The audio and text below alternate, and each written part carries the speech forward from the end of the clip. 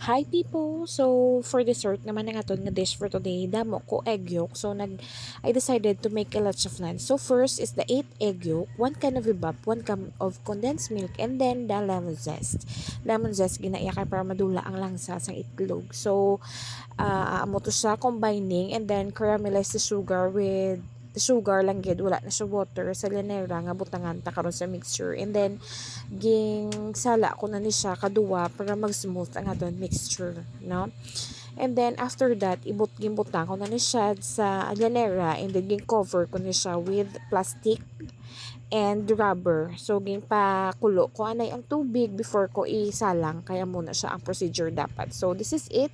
Naluto na ni siya. And then, it's time to ibutang ko sa sa fridge until ko siya unmold. So, amo na ni siya.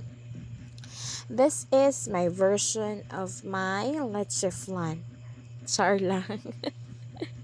So, cut ko na siya sa tunga para makita nyo kung ano na siya ka-smooth. And this is it.